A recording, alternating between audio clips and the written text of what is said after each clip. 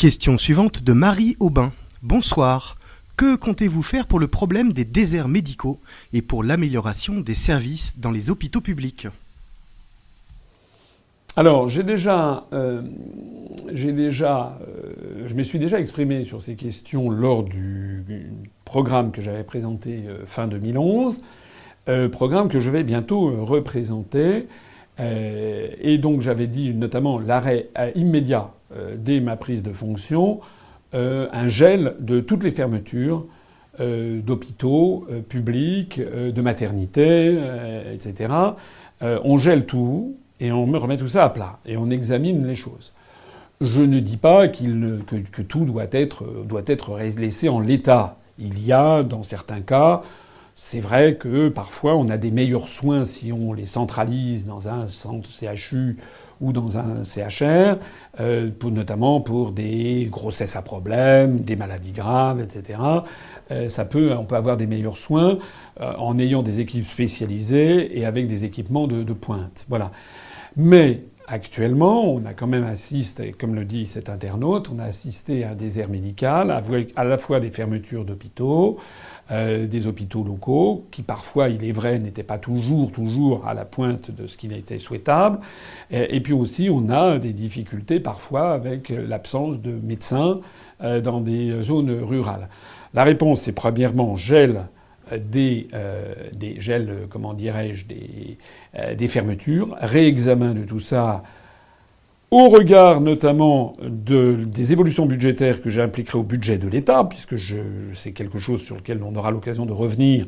Mais moi, je propose qu'on fasse beaucoup d'économies, notamment dans notre participation à l'Union européenne, notamment dans notre participation à l'OTAN, notamment dans nos guerres illégales à l'étranger, notamment dans la lutte contre la fraude fiscale, puisque sortant de l'Union européenne, on dénonce l'article 63 sur la libre circulation des mouvements de capitaux.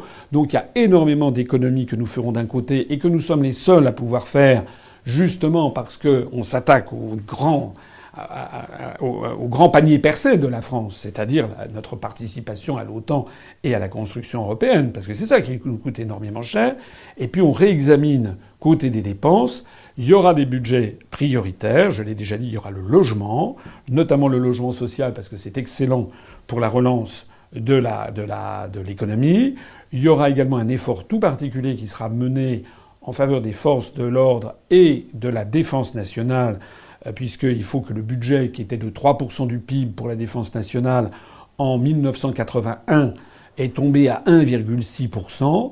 Donc moi, je souhaite qu'à la fin du quinquennat, on remonte à 3% du PIB pour avoir justement une France qui assure sa sécurité par elle-même et qui ne dépende pas de l'OTAN. Mais il y aura également un effort tout particulier qui sera fait vis-à-vis du monde médical, vis-à-vis du système de santé et aussi vis-à-vis de l'éducation. Voilà. Donc c'est en fait une grande réorientation des dépenses publiques.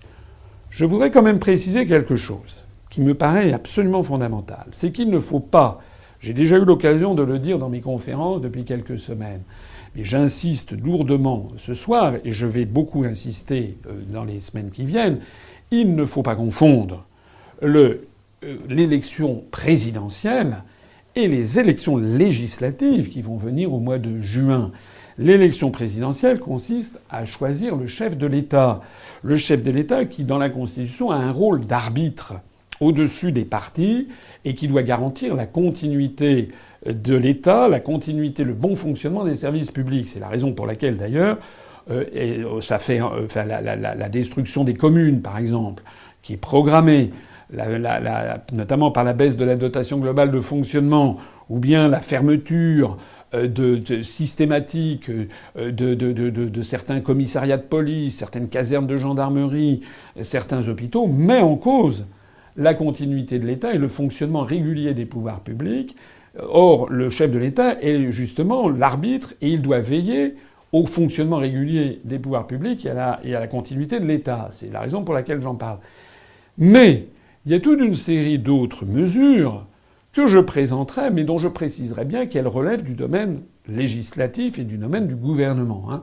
Je note d'ailleurs au passage, mais on n'a pas fini d'en parler, que la plupart des dirigeants politiques qui se présentent à l'élection présidentielle ne font absolument pas ce distinguo entre le pouvoir du président de la République, qui est régi par l'article 5 de la Constitution, ainsi que les articles 14, 15 et 16, et l'article 20 et suivant, qui régit l'action gouvernementale. Je rappelle que la Constitution de la Ve République a été prévue pour que le président de la République, le cas échéant, ait un gouvernement dirigé par un Premier ministre d'une autre couleur politique. On l'a vu avec François Mitterrand pendant les périodes de cohabitation de 86 à 88, de 93 à 95. On l'a vu aussi avec Jacques Chirac pendant la période de cohabitation de 1997 jusqu'à 2002 avec Lionel Jospin. Donc la Constitution de la République est assez habilement tournée, elle est même très habilement faite, pour permettre justement au chef de l'État de garder son rôle de garant du bon fonctionnement de l'État. Voilà. Alors ça, je crois que cette distinction est très importante et j'aurai l'occasion d'y revenir souvent au cours des semaines qui viennent.